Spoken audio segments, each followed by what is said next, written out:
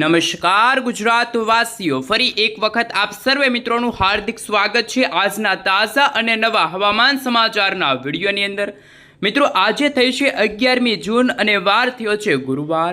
આજે સાંજ પડે રાત્રિ થાય એ પહેલાં ગુજરાતવાસીઓ છત્રી રેનકોટ કાઢીને રહેજો તૈયાર, કારણ કે અરબ સાગરના દરિયામાંથી કાળા ડિબાંગ વાદળોવાળી મજબૂત વરસાદી સિસ્ટમ સતત ઉત્તર દિશા તરફ આગળ વધી રહી છે।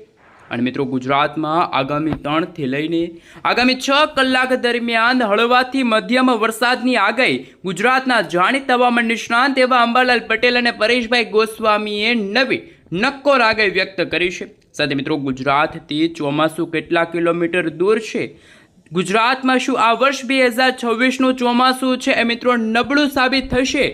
અંબાલાલ પટેલની એક ચિંતાજનક આગાહી સામે આવી છે, કારણ કે ગઈકાલ સુધી અરબ સાગરના દરિયામાં જે વરસાદી સિસ્ટમ સક્રિય હતી એ અત્યારે થોડીક નબળી પડી ગઈ છે। તો બીજી તરફ બંગાળની ખાડીમાં જે વરસાદી સિસ્ટમ ગઈકાલે જે નબળી હતી એ અત્યારે ફરી એકવાર વધુ સક્રિય થઈ તેવા દૃશ્યો સામે આવ્યા। અને અત્યારે ઉત્તર ભારતના ભાગોમાંથી તમે લાઈવ જોઈ શકો છો, વેસ્ટર્ન ડિસ્ટર્બન્સના કારણે હવે પછી ગુજરાતના ઉત્તર પૂર્વ ગુજરાતના ભાગોમાં હળવાથી મધ્યમ વરસાદની આગાહી રહેશે। મિત્રો, આવનારા દિવસોમાં ગુજરાતમાં ચોમાસાના વરસાદના નક્ષત્ર એટલે કે આદ્રા નક્ષત્રની શરૂઆત થવા જઈ રહી છે। ગુજરાતમાં વાવણી લાયક વરસાદ ક્યારે પડશે? આપણા ગુજરાત માટે આવનારા 24 થી લઈને આવનારા 36 કલાક ખૂબ જ મહત્વના છે, કારણ કે ચોમાસાને લઈને સૌથી મોટા સમાચાર સામે આવ્યા। ગુજરાતના અમુક વિસ્તારોમાં વાવાઝોડાની જેમ તોફાની પવનો ફૂંકાતા જોવા મળવાના છે। સાથે મિત્રો, આપણે જાણીશું કે ચોમાસું ક્યાં અટકી ચૂક્યું છે, ક્યાં અટકી પડ્યું છે, કારણ કે મુંબઈના દરિયાઈ કાંઠેથી ચોમાસું માત્ર 100 કિલોમીટર ગઈકાલે દૂર હતું અને એ વરસાદી સિસ્ટમ અત્યારે ખૂબ નબળી પડી, જેમના કારણે આવનારા દિવસોને લઈને જે ચોમાસાની પાંખ હતી એ ઉત્તર દિશા તરફ આવવાના બદલે તે વરસાદી સિસ્ટમની પાંખ અત્યારે દક્ષિણ દિશા તરફ આગળ વધતી જોવા મળી છે। તો બીજી તરફ બંગાળની ખાડીવાળી જે પાંખ ખૂબ જ તીવ્ર થઈ છે, બંગાળની ખાડીના તમામ રાજ્યોમાં તમે જોઈ શકો છો અત્યારે વીજળીના કડાકા ભડાકા સાથેનો વરસાદ જોવા મળી રહ્યો છે। ખાસ મિત્રો, આજના વિડીયોને તમે અંત સુધી જોવાનું રાખજો, કારણ કે વાવણી લાયક વરસાદને લઈને, સાર્વત્રિક વરસાદના રાઉન્ડને લઈને આપણે એક સૌથી મોટા સમાચાર જાણીશું। સૌથી મોટા હવામાન સમાચાર ઉપર નજર કરીએ તો મિત્રો, તમે જોઈ શકો છો કે અત્યારે આજે રાત્રિથી જ ગુજરાતના વાતાવરણમાં પલટો આવ્યો છે। સૌરાષ્ટ્રના દરિયાઈ કાંઠાના ભાગોથી લઈને દક્ષિણ ગુજરાતના દરિયાઈ કાંઠાના ભાગોમાં કાળા ડિબાંગ વાદળોની સાથે મેઘરાજા મન મૂકીને વરસવાના છે। હાલ મિત્રો, તમે જોઈ શકો છો અમદાવાદ હવામાન વિભાગ તરફથી પણ સમગ્ર ગુજરાત રાજ્યનો નકશો જાહેર કરવામાં આવ્યો છે, એ નકશા વિશે પણ વાત કરીશું। સાથે અત્યારે તમે વાદળ છવાયું વાતાવરણ જોઈ શકો છો। ગુજરાતના કેટલાક વિસ્તારોમાં અત્યારે વરસાદી વાદળાઓ બંધાણા છે, જેમાં કચ્છના ખવાડ લાગુના વિસ્તાર છે તમે જોઈ શકો છો। સાથે મિત્રો, અત્યારે દક્ષિણ ગુજરાતના સુરત, તાપી, નવસારી, દમણ, દાદરાનગર હવેલીના ઘણા બધા ભાગો છે સેટેલાઇટના માધ્યમથી તમે જોઈ શકો છો। ઉત્તર ગુજરાતના ભાગોમાં બનાસકાંઠા, સાબરકાંઠા લાગુના વિસ્તારમાં પણ અત્યારે વાદળછાયું વાતાવરણ જોવા મળી રહ્યું છે, અને ઘણા બધા ભાગોમાં તો આવનારા દિવસોની અંદર વાવણી લાયક વરસાદની પણ આગાહી અંબાલાલ પટેલે વ્યક્ત કરી છે। તો બીજી તરફ બંગાળની ખાડીમાં વર્ષ 2026નું પ્રથમ વાવાઝોડું બનતું હોય તેવા દ્રશ્યો સામે આવશે। અને મિત્રો, તમે લાઈવ જોઈ શકો છો જે સાયક્લોનિક સર્ક્યુલેશનવાળી વરસાદી સિસ્ટમ જે અરબ સાગરના દરિયામાં હતી, મુંબઈથી માત્ર 100 કિલોમીટરના અંતરે હતી એ વરસાદી સિસ્ટમ અત્યારે ખૂબ જ નબળી પડી ગઈ છે। અને મિત્રો, ચોમાસું આ વર્ષે શું નબળું રહેશે? સાથે મિત્રો, નકશો રજૂ કરવામાં આવી રહ્યો છે વર્ષ 2026ના ચોમાસાનો, એ નકશા ઉપર થોડીક વિગતવાર માહિતી મેળવીએ।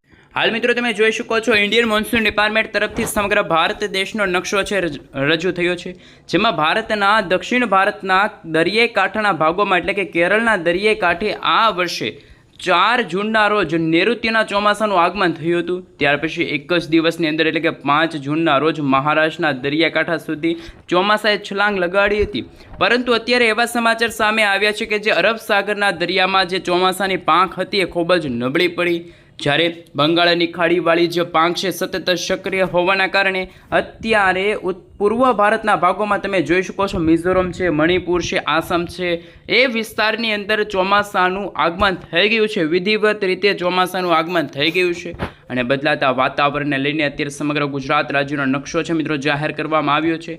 એ નકશા વિશે જોઈ શકો છો. અમદાવાદ હવામાન વિભાગના જણાવ્યા અનુસાર અત્યારે ઉત્તર ગુજરાત, પૂર્વ ગુજરાત, સૌરાષ્ટ્રના ભાગોમાં કોઈ વરસાદની શક્યતા નથી. ત્યાં મિત્રો ગરમી અને ઉકળાટનું પ્રમાણ હજુ પણ યથાવત જોવા મળવાનું છે. માત્ર દક્ષિણ ગુજરાતના જિલ્લાઓમાં તમે જોઈ શકો છો સુરત, તાપી, ડાંગ, નવસારી, વલસાડ, દમણ, દાદરાનગર હવેલીના જે વિસ્તારો છે ત્યાં વરસાદી સિસ્ટમની અસર વધતી જોવા મળી છે. સાથે મિત્રો તમે 12 જૂનના રોજ પણ તમે જોઈ શકો છો માત્ર દક્ષિણ ગુજરાતના 4 જિલ્લાની અંદર જ વરસાદની શક્યતા છે. સુરત, તાપી, નવસારી, દમણ, દાદરાનગર હવેલીના વિસ્તારોમાં વરસાદની આગાહી છે.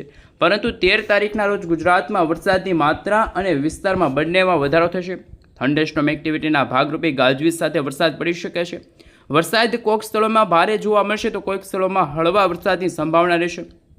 મિત્રો તમે જોઈ શકો છો બદલાતા વાતાવરણને લઈને ગુજરાતમાં ચોમાસું છે મોડું આગમન લેશે, મોડું પ્રવેશ કરશે તેવા દ્રશ્યો પણ સામે આવ્યા. કારણ કે ગઈકાલે જે નકશા જાહેર થયા હતા તેમાં 13 તારીખ અને 14 તારીખના રોજ સૌરાષ્ટ્રના દરિયાકાંઠાના ભાગોમાં ચોમાસાની આગાહી હતી. પરંતુ અત્યારના તાજા જે નકશા રજૂ થયા છે તેમાં માત્ર દક્ષિણ ગુજરાત અને પૂર્વ ગુજરાતના જિલ્લામાં ચોમાસાના આગમનના સંકેતો છે જોવા મળી રહ્યા છે. અત્યારનું તમે લાઈવ સેટેલાઇટ પિક્ચર જોઈ શકો છો. એક તરફ તોફાની પવનો ફૂંકાઈ રહ્યા છે તો બીજી તરફ ગરમી અને ઉકળાટનું પ્રમાણ યથાવત છે અને ગુજરાતના વાતાવરણમાં અત્યારે કોઈ વરસાદી સિસ્ટમની અસર નથી. માત્ર બંગાળની ખાડીના આ ભાગમાં તમે જોઈ શકો છો અને અરબ સાગરના છૂટાછવાયા વિસ્તારોમાં છે એ વરસાદની સંભાવના જોવા મળી છે. બાકી ભારતના જે પૂર્વ ભારતના ભાગોમાં અત્યારે કાળા ડિબાંગ વાદળોવાળી મજબૂત વરસાદી સિસ્ટમ સક્રિય થતી જોવા મળી છે. અને બદલાતા વાતાવરણને લઈને તમે નકશાઓ પણ જોઈ શકો છો.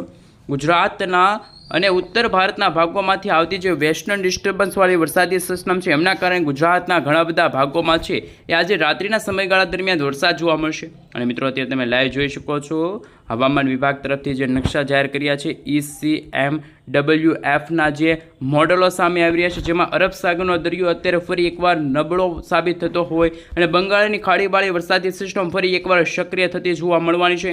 અને ગુજરાતનું હવામાન પણ તમે જોઈ શકો છો એકદમ કોઈ પણ વરસાદની શક્યતા નથી. સૂકું વાતાવરણ ગુજરાતમાં જોવા મળવાનું છે. અને બદલાતા વાતાવરણને લઈને મિત્રો તમે જોઈ શકો છો રેનફોલને લઈને આગાહી વ્યક્ત કરવામાં આવી છે.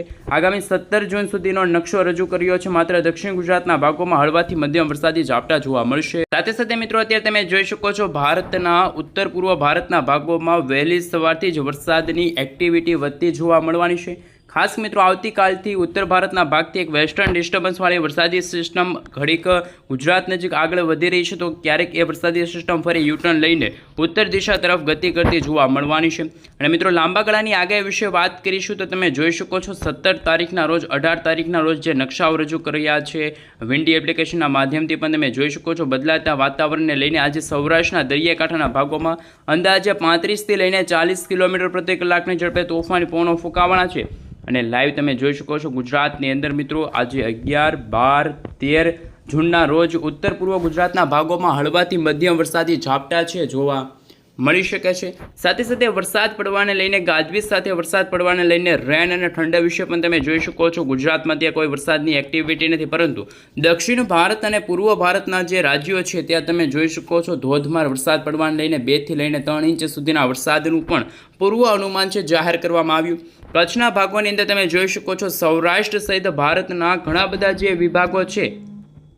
સાથે સાથે મિત્રો તમે જોઈ શકો છો હવામાન વિભાગ તરફથી જે આગાહી સામે આવી છે કે ઉત્તર પૂર્વ ગુજરાતના ભાગોમાં આજે કોઈ વરસાદની એક્ટિવિટી નથી પરંતુ અત્યારે દક્ષિણ ગુજરાતના ઘણા બધા ભાગો છે ત્યાં છૂટાછવાયેલા વિસ્તારોમાં હળવાથી મધ્યમ તો અમુક ભાગોમાં વીજળીના ગાજવીજ સાથે થંડરસ્ટોર્મ એક્ટિવિટીના ભાગરૂપે હળવાથી મધ્યમ વરસાદની શક્યતા છે વ્યક્ત કરવામાં આવી છે. અને મિત્રો બદલાતા વાતાવરણને લઈને તમે લાઈવ જોઈ શકો છો અત્યારે કે હવામાન વિભાગ તરફથી જે આગાહી સામે આવી છે. અને તમે જોઈ શકો છો મિત્રો આવનારા 20 જૂનના સમયગાળા દરમિયાન કે અરબ સાગરવાળી વરસાદી સિસ્ટમ જે નબળી હતી એ ફરી એકવાર સક્રિય થશે. અને આ વરસાદી સિસ્ટમ સક્રિય થતાની સાથે અરબ સાગરના દરિયાકાંઠાના ભાગોમાં પણ તોફાની પવનોની લહેરો ફૂંકાતી જોવા મળશે. અને ગુજરાતમાં ચોમાસાના આગમનને લઈને વાવણી લાયક વરસાદને લઈને અંબાલાલ પટેલ, પરેશભાઈ ગોસ્વામી તરફથી પણ નવી આગાહી સામે આવશે. મિત્રો તમે જોઈ શકો છો દક્ષિણ ગુજરાતના વિસ્તારોમાં સૌરાષ્ટ્રના દરિયાઈ કાંઠાના ભાગોમાં જેમાં પોરબંદર છે, જામનગર છે, આ સાથે દ્વારકા છે, સલાયા છે, ભાણવડ છે, પોરબંદરની સાથે મિત્રો જૂનાગઢના વિસ્તારો છે, ઉપલેટા છે, જેતપુર છે. હવે પછી મિત્રો કદાચ તમે જોઈ શકો છો વિસાવદરના વિસ્તાર છે, બગસરા છે, ધારી છે, કોંડલાના વિસ્તારોમાં પણ આવનારી 20 જૂનના સમયગાળા દરમિયાન એકદમ ચોમાસાના આગમનની જેમ તોફાની પવનોની તીવ્રતા સાથે નદી નાળાઓ છલકાતા જોવા મળવાના છે. ગીર-ગઢડાના વિસ્તારમાં પણ વરસાદની સંભાવના છે જોવા મળશે. વેરાવળ છે, ઉના છે, અમરેલીના ઘણા બધા વિસ્તારો છે, ગ્રામીણ પંથકોમાં પણ વાવણી લાયક વરસાદની શક્યતા છે. કચ્છના વાતાવરણમાં તમે જોઈ શકો છો એકદમ પાક કરાચીથી લઈને મિત્રો કચ્છ અને કચ્છથી લઈને સૌરાષ્ટ્રના જે દરિયાઈ કાંઠાનો વિભાગ છે આ વિભાગમાં મિત્રો વરસાદી વાદળોની સિસ્ટમ સક્રિય થશે અને બંગાળની ખાડીવાળી વરસાદી સિસ્ટમ સક્રિય થતાં તમે આજે દક્ષિણથી લઈને જે પૂર્વ ભારતના જે વિસ્તારો છે ત્યાં ચોમાસાનું આગમન છે થતું જોવા મળવાનું છે. હૈદરાબાદ છે, વિશાખાપટ્ટનમનો વિસ્તાર છે, સાથે તમે જોઈ શકો છો મિત્રો મદુરાઈ છે, બેંગલુરુ, બેંગલવીરના વિસ્તાર, હૈદરાબાદના વિસ્તારમાં પણ હળવાથી મધ્યમ વરસાદની શક્યતા છે વ્યક્ત કરવામાં આવી છે. મિત્રો બદલાતા વાતાવરણને લઈને તમે લાઈવ જોઈ શકો છો. અત્યારે ગુજરાતમાં વાવણી લાયક વરસાદની તારીખ પણ જાહેર કરવામાં આવી છે, જેમાં મિત્રો 20થી લઈને 25 અથવા તો જુલાઈ મહિનાના પહેલા અઠવાડિયાની અંદર ગુજરાતમાં હળવાથી મધ્યમ વરસાદની આગાહી સામે આવી છે.